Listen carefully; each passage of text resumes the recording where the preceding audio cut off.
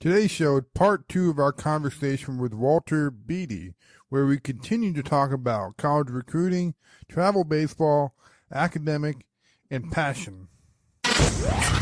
Welcome to another episode of the Baseball Awakening Podcast, where we dive into the raw, unfiltered, unsexy side of player development. Get ready for some knowledge bombs with your host, Geoff Rottmayer.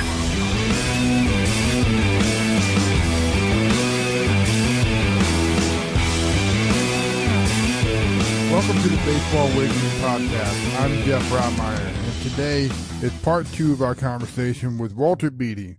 Walter, yesterday we ended our conversation, talking about the Johnny boy who's 5'11", 120 pounds, and he didn't have the greatest skills. And you talked about putting him through a college training process type of environment, capturing video and just improving his overall skills, because that first impression, it matters. And if you don't understand the process or you lack the skills, it's going to be hard to get over that first impression.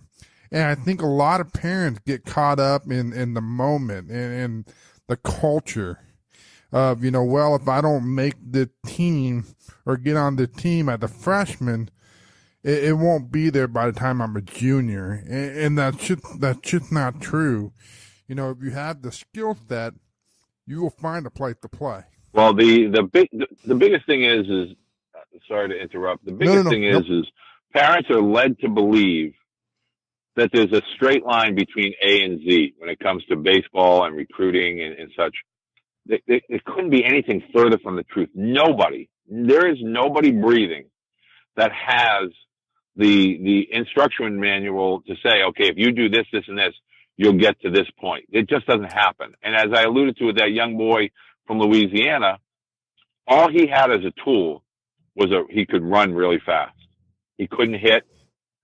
He didn't play in high school. This young man did not play high school baseball. I think in 4 years of high school baseball, he maybe played between 30 and 50 competitive innings combined all 4 years. He didn't play any travel baseball. But between his sophomore and senior year in high school, we developed a game plan. And then he went to do a postgraduate year from Louisiana, had never seen a snowflake, let alone be in, temperatures below 30 degrees. And he ended up going to do a postgraduate year, which led him to be recruited and played at the NCAA Division I level on a team that went to a regional, Division I regional. And oh, by the way, played in the Cape Cod League and won a Silver Slugger Award. He couldn't hit water if he fell out of a boat when he was, a ninth grader to a college freshman. Nice. But by the time he was a junior and senior, he hit almost 300 in the Cape League and at the Division I level, and played in an NCAA regional. So there's a case where you have a parent that didn't panic, that kind of said, okay, I'm going to take a step back. I'm going to trust and believe in this process of evaluation and skill set development, as opposed to taking, let's just say 5,000 on the low side, 20,000 over 4 years of high school. I'm going to save that money, and then we're going to kind of have a plan of attack. The travel ball programs, it's a business. It's a business model. They do things this way. It's a hamster wheel. The hamster wheel is Johnny comes in, he takes lessons from our hitting coach, takes pitching lessons from our pitching coach. Oh, by the way, while we're doing lessons, we have a travel ball team, and our travel ball team costs this amount of money, and we have a spot for him on this team. It's the 13U blue team.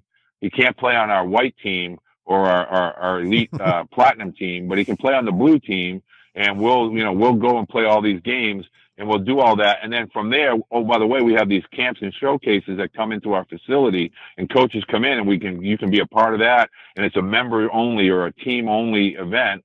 So they sell you this hamster wheel worth of stuff that ultimately only applies to less than 2%.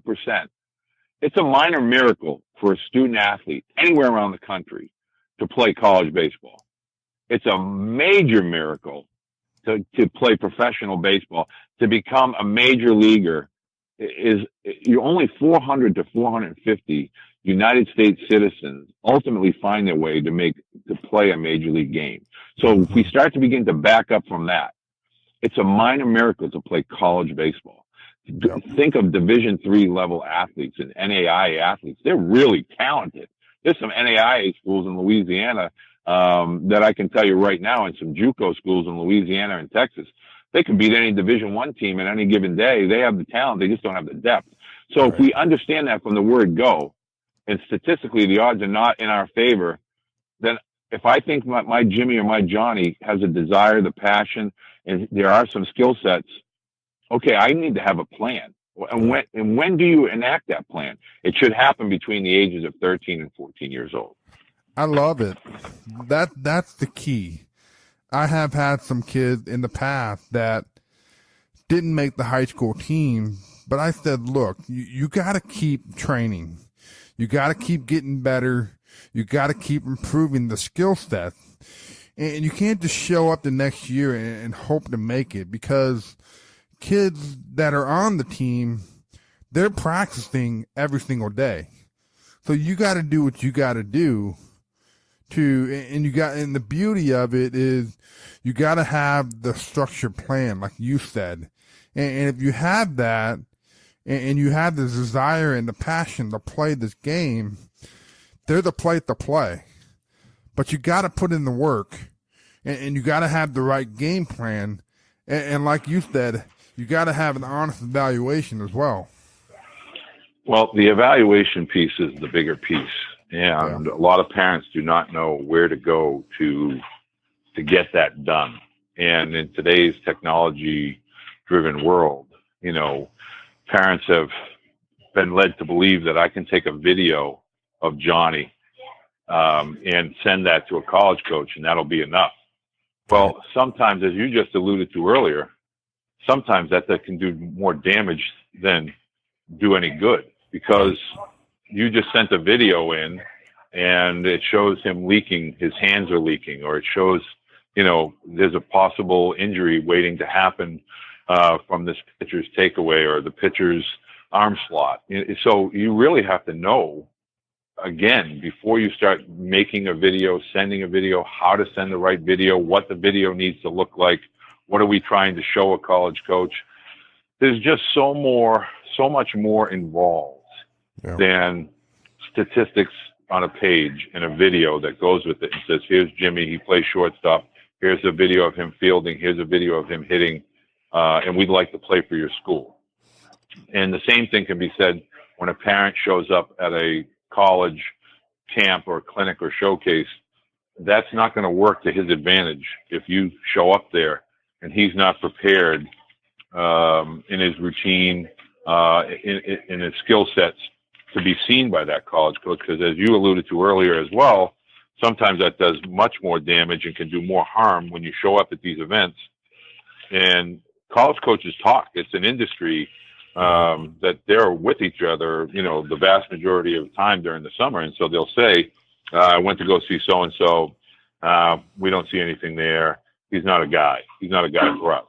And so once that starts to go, it's kind of becomes news to every college coach, like, hey, just avoid that guy. He's not a guy. I just talked to so-and-so and they just said he's not our kind of guy. So, that's why parents really need to know at a very early age, am I in this to win it? Is this a situation where it's going to benefit my son? And that's the question you really need to ask, whether it's a lesson, whether it's a camp, what's a travel team, what's in this for my son? Is this going to benefit my son? In what way is this going to benefit my son? And if it doesn't come back, the answer doesn't come and say, okay, he's going to learn that he needs, there's going to be a real evaluation that we're going to get, not a generic evaluation, then you shouldn't be participating in that event. You shouldn't participate on that travel team. If you're not getting constructive criticism, constructive feedback, because there's no way at 14 years old, anyone can look a guy, a parent or a student athlete in the eyes and say, your son is going to be the starting shortstop at that school by the time he's a senior in high school, because Right. we don't know who he's competing against. Right. And that's kind of the end game, meaning if you don't know, if I can't tell Jimmy or Johnny who he's competing against, if I can't show him who he's competing against, then we're doing him a disservice. He has to know who he's running this race with, who he's running this race against, and what it's going to look like, for the next 7 years. If you go to high school and college, if I'm a 13 or 14-year-old, he's got to know, look at them physically. I got to get in the weight room. Look at them athletically. I got to make sure I'm athletically balanced. Making sure if, multi-sport athletes, as the case with, Kyler Murray. I mean, we don't want to make machines or robots. Right. What we want to do is we want to be athletic. I've seen so many parents that have become what I call tin soldiers. We're overcoaching young baseball players. We're not letting them fall. We're not letting them fail. And there's not an answer for every mishap in baseball. We swing and miss. Well, it doesn't mean you did anything wrong. It just means that the pitcher won that round. You need to be ready for round 2. You gave up a home run. Well, that happens. Barrels are going to find their way to baseballs. But we're in an industry now where everybody thinks they have the answer to, or the solution, when in reality, baseball is just a game of athletic moments, athletic opportunities. If you've prepared yourself to be in that opportunity, you're going to be able to be competitive. And that's all that you can ask of a baseball player, is to be competitive. I don't need you to, if I hit a line drive at the shortstop, I'm out. But if I hit a Texas leaguer that bounces off of the plate in front of the third baseman, okay, I got a hit. Was I successful? Was I better because I got a hit? Or was I better when I hit the line drive to the shortstop? And, we're using all of this data to, and I say to parents all the time, anybody that teaches boys to play the game, if they had all the answers, the Yankees, the Red Sox, the Dodgers, etc., they'd be hiring those people, because, there's just no way. I'd like everybody to pitch like Roger Clemens. I'm sure the Yankees or the Red Sox would like, to send out onto the mound 15 Roger Clemens, every single day. It just doesn't happen that way. And so it's God's ability to give your son the gifts.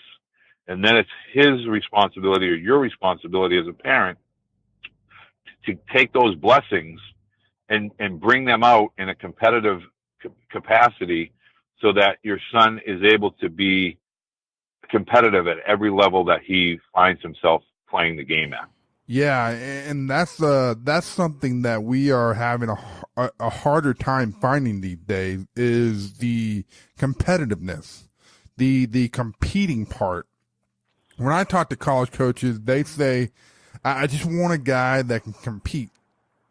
Well, I think the big thing is as a parent, they're always looking, well, define competing, define competitive, define that for me. And I said, okay, here it is in a nutshell. When your son strikes out with the bases loaded, down a run, and then finds himself in the field the next inning, and there's a runner on first base, and there's a base hit, a routine base hit to him in center field, is he keeping that batted runner? Is he keeping him off second base? Is he not throwing behind base runners? Is he still competing? Is he still involved mind-wise, intellectually in the game? Is he competing for his team? And, you may not be able to play against the best teams in the country, but if your son is still actively competing in those moments when he's failed, okay, now we have the beginnings of something that we can begin to work with. And the other thing is, if you're a 12U team or a 13U team, ask your coach to start playing 14-year-old games or 15-year-old games. They might say, well, we can't do that. Well, you can find events and you can go play up the division, and say, look, I think we got a special group of players here. Instead of, we're all 14 years old, let's go play a 16U schedule. and we might be 0-50 at the end of this thing, but I guarantee you the boys are going to be better for it. So now when they're 15 playing the 16U level, okay, now we got something here. And again, statistics are like, I always say they're like toilet paper. Statistics are flushed, as an amateur, because they don't add up to it. I can't build anything off of those statistics. Now, when I get to college, those statistics, I can begin to use those if I have a desire to play at another level. But as far as locally, around your local, what I call metropolitan area, that mile bubble, I call it, you might find one team, two teams in your age group that are competitive. But it's not all about, being the 70-2 team. It's about, okay, my boys from 13 to 15 got they got a lot better. And now as 16-year-olds, I can put them out in the showcase circuit or the college camps. We don't want boys to go out and participate in these PBR and all of these other showcase environments until such time that we know, oh boy, wait till the college coach sees him run, or wait till the college coach watches him, throw a bullpen or take batting practice. He's going to love this guy. And that's just the way it is. And going back to your point before, just because Jimmy at 13 didn't have the skill sets, well, suddenly he worked himself into a really physical, athletic guy at 15 and 16. Now he's a guy. Nobody cares about what he did at 12 or 13. Right. And I tell parents, when I was a kid, I grew up in a very, very competitive environment, little league wise and high school baseball wise. And from the age of 8 till 15, I never made an all-star team. I never was a starter on any team. But the one thing that I could do was I could hit. And so I just kept grinding and grinding. And I was lucky because in my area, we had Johnny Pesky, who was a legend with the Boston Red Sox. He just happened to live in my hometown. And Johnny Pesky one time came by and watched me take batting practice, and this was when I was 14. He said, "Kid, you can hit a ball backside, the opposite field with authority. Learn how to catch." So I went from a kid, with no position. I started to play first base, and I caught. But my point was, I was the backup to the backup. And then by the time I was 18, I had a college scholarship opportunity and the ability to be drafted. And it's just because I loved the game and I kept working at it. And so no human being can tell your son he's not good enough or he's not going to get those opportunities until such time that physical maturation is syncing up with his mental maturation. And that doesn't happen until 18, 20 years old. So you're only going to, if you start to listen to the negativity and the white noise from the age of 12 to 18, if you're just going to go, you're going to stop, you're going to quit. But if your son has a desire to play and the passion to practice and the ability to overcome weaknesses and want to work on weaknesses, there'll be an opportunity for him. Receive a Baseball Awakening decal by subscribing on iTunes and leaving an objective review. To claim your decals, screenshot the review and email it to Geoff@baseballawakening.com. That's Geoff at baseballawakening.com, and we'll get that your way. Right, I agree. And then also listening to the right people, because there are a lot of people out there that they're kind of going on this, hey, ground balls are bad, and while, the ground ball may not be the goal, being able to hit the ball on the ground is important, and then you have the guys that, who cares about command, it's all about blocks, stuff like that. That's not good for development. And so you got to make sure you're listening to the right people. Well, let me ask you a question. So, back in the day, in my day, you had George Brett, Wade Boggs, Don Mattingly. And there was a hitting guru, they called him, named Charlie Lau. And Charlie Lau was all about, a certain way of hitting. And in today's world now, we have the whole launch angle crew and hit fly balls. And then we have, statistics now that say that shifts and infield shifts and outfield shifts and, radar guns, and this guy throws 90, and we've stopped. We're overcoaching and overemphasizing skill sets that aren't for the long term. Athleticism, diligent workout habits, routine, structure, want. Want is a very key word within the game of baseball. And so if parents understood, you know what, Sandahara O used to lift his leg way up in the air, and Juan Marichal had a leg kick that was way over his head. But not everyone is going to look like that playing the sport. You may look entirely unorthodox, but yet the results are consistent. Right. So scouts will always say, if the results are consistent, we're not going to touch anybody. Right. But if the results aren't consistent, we may need to make adjustments. Right. And so that's the key at a very young age. I don't need to put my thumb. I used to tell coaches that would work with my boys, I don't want your thumbprints all over my boys. I want your consistent coaching to make them the best that they're capable of being, and that's the key. Making sure your son maximizes his athletic ability to be the best, to achieve the best level of the sport that he can play in. And if that is college, so be it. If it's professional, so be it. But travel baseball, your high school baseball coach is not your enemy. Your travel baseball coach is not a baseball god. The jerseys that the boys wear are not magic. They're not magic. They're not going to transform a boy from from an average player to an above average player. It's the arrow. It's the Indian. It's not the arrow. It's the individual in the uniform, not the uniform or the equipment that makes the player. Yeah, I agree. Walter, let's shoot over to the academic side. Most parents do not realize that there's just not a lot of baseball money. And that's where the academic part becomes very, very important. Not only does it tell you what type of a kid you are and whether you're disciplined and getting your work done and working hard, but it's going to help you get to college. At the end of the day, you're going to go to college to be a student. You're a student first, and the athletic ability can help you get there. But kind of talk a little bit about the academic part and how it all works in the process. Well, this is the kind of the core root of what I do. And as I alluded to earlier in the call, trading athletic ability for academic excellence. So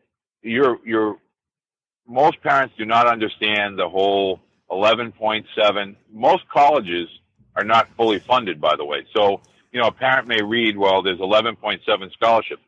Well, that's only at the Division I level, and maybe 50% or 60% of Division I schools are fully funded. Division II, they can offer scholarships. Division III cannot. And so as a Division III or a junior college can also give scholarship. But as a Division III, you can only get merit money, and more schools now are pushing the academic component, saying, so what kind of student? Yes, they want to make sure that he's going to be able to acclimate himself within the student environment and the curriculum at that university or college. But more importantly, that's going to open up financial aid windows. If I know I have a 3.0 student and with a Q score of 3.0 or core GPA of 3.0 or higher, and they're in AP honors or honors courses, and I have a minimum of a 24 ACT score, okay, now we're cooking with peanut oil here. I can do something. I can work with this student. I can get him money. Because if you're not a 2.0 core curriculum, core GPA student athlete, you're not even considered a student. So therefore, schools can't even talk to you. Right. So I always encourage parents to go to NCAA Clearinghouse and look at all the criteria. It's much too much for me to give you here. But, right. You have to have a minimum, based on your GPA, you have to have a minimum ACT or SAT score. Parents will say, well, what do you mean? He's throwing 93 miles an hour. Yeah, well, he can't get into that school through the clearinghouse. You got to go, if you're a Division 1 or 2 athlete, you got to go through clearinghouse.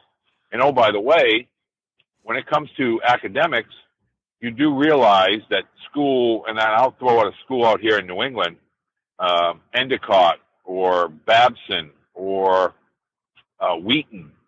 These are Division 3 powerhouses nationally across the country. Those schools are $50,000+ a year, and they don't have any baseball scholarship money. And so, if your academic profile is, we can get you money. So, when I talk to a parent of a student athlete that has aspirations of playing Division 1 or Division 2, Division 1, for instance, okay, I have 11.7 scholarships. I have a 35-man roster. I have a 27-man travel roster. Of those 27 that will travel, I have to I have to have 8 what they call preferred walk-ons or walk-ons that make my team. Well, let's say a walk-on beats out a scholarship player, which happens. Okay, now what? Oh, by the way, they didn't tell you that scholarship was only for 1 year. And if you're not a student in good academic standing, your roster spot on the team could be jeopardized. So if you're not a good student and you don't have the foundation of that academic money, and you're trying to purely get, a football or a basketball team, those are fully funded scholarships that are guaranteed for 4 years. Right. Then you get into the whole red shirt dynamic. But when you're a recruited baseball player, schools will tell you, we'll honor this for 4 years, but there's nothing in writing that says they have to. That's one. Two, I'll give you a great example. A young man that I had, really good student, wanted to go to a certain school. We got all the way through the recruiting process. He couldn't get into admissions. We could not get him through admissions. And the reason is he got 2 C's as a freshman in high school. 2 C's as a freshman in high school. And oh, by the way, they were an AP Honors Latin and AP Honors English.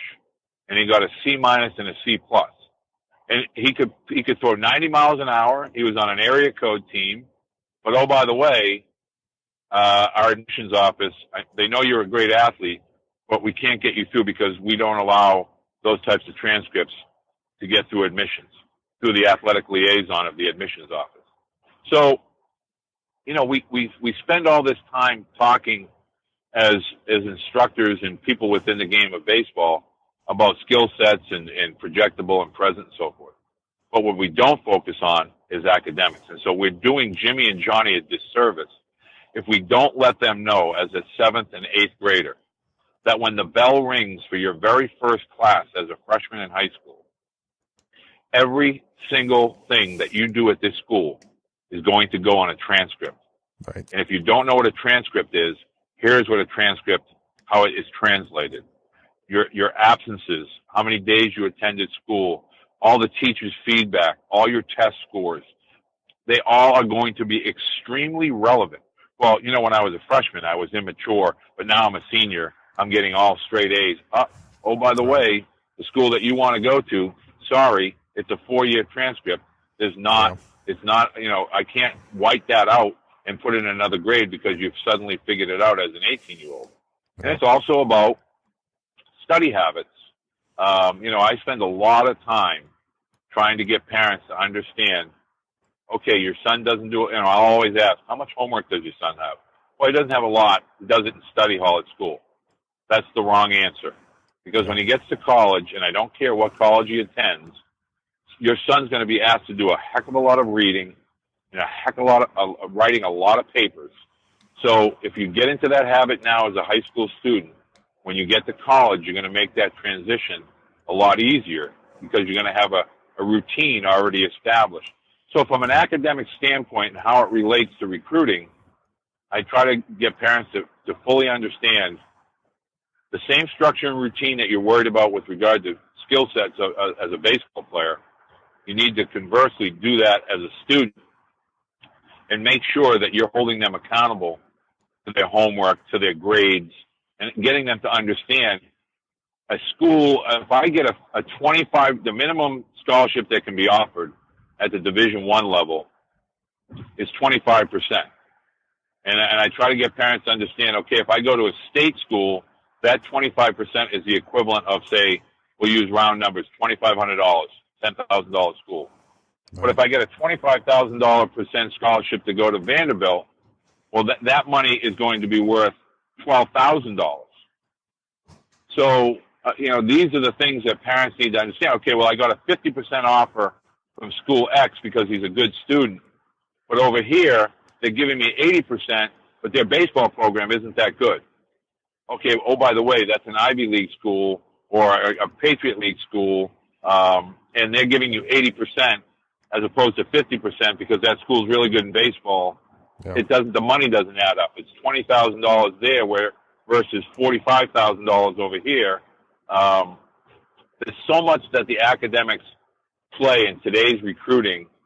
And I know Notre Dame, for instance, Mick Ioki, if you don't have a 27 on your ACT, they don't even recruit you. Yeah. And 27 is well above average, considering that 36 is a perfect score. So parents, I don't think, understand those numbers. Yeah. So with regard to the ACT, 36 is a perfect score. And SAT, they've gone back to the two-part, it's 1,600. So when your son comes home and you open the envelope and it says, okay, you got a 19 on your ACT. Okay, well, I tried really hard, Dad, and this is the best I can do. Well, we're not even in the ballpark for some schools at 19. We need a 22 or higher, or 23 or higher. Same thing with an SAT. 900 with a 370 in math, that's not going to get it done. We can't get into the schools that you have on your list. Schools' athletic programs often clash with admissions because even though the athletic teams want these student athletes, admissions are held accountable and they're held to a higher standard. And whether you're being told that or not at an early age, you're going to fall off a cliff by the time you get to be a junior and senior and figure out the school that really loves you and you really love, you can't get in, nor can you get any money because the criteria, you don't meet the academic criteria. A lot of those questions can be answered academic-wise as far as various criteria at various NCAA and NAIA schools on the NCAA clearinghouse and the NAIA clearinghouse now on the internet. Yeah, I appreciate you saying that. From the time that you get to high school, the transcript has everything on there. There's a lot of kids that go into high school and kind of blow off that first year and say, "Oh well, I'll just recover it later." But it's not like that. So I appreciate you saying that.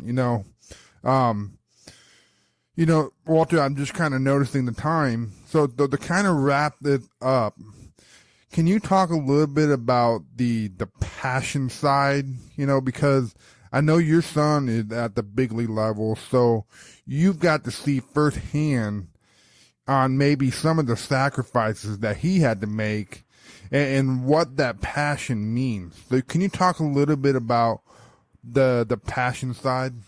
Sure. Just as it related to my sons, I had two sons. My oldest one is just as talented, if not more so than my youngest one when he was very young.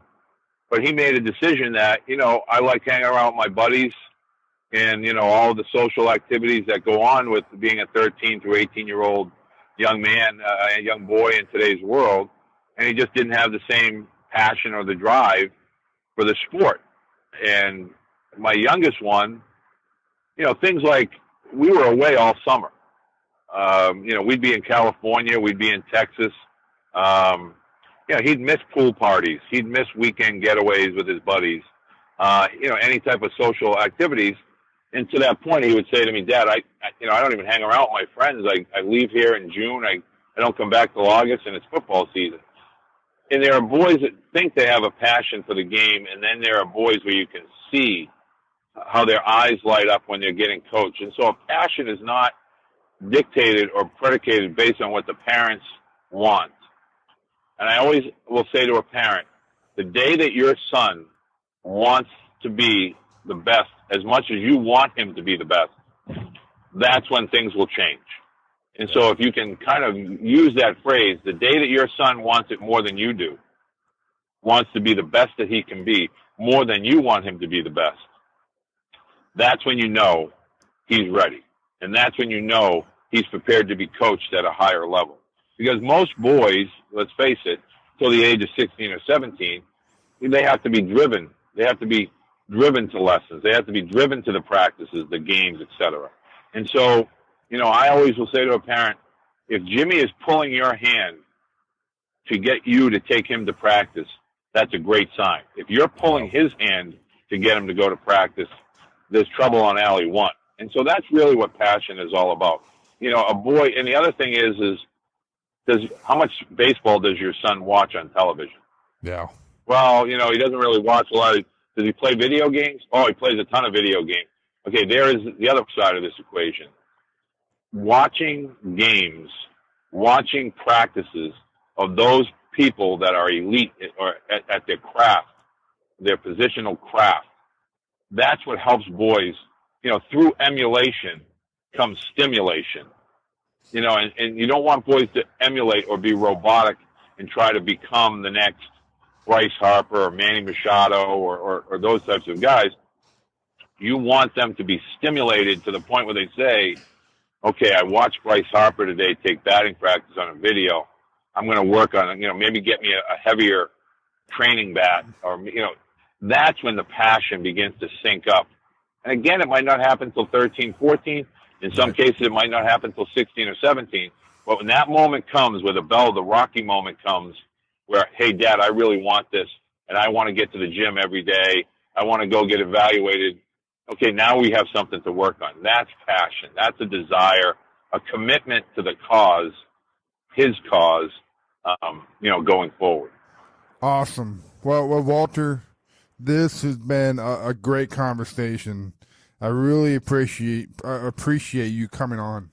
Jeff, thank you for asking and requesting. It's been, I enjoy talking about this stuff, and anything I can ever do for you or anybody else in the future, happy to help.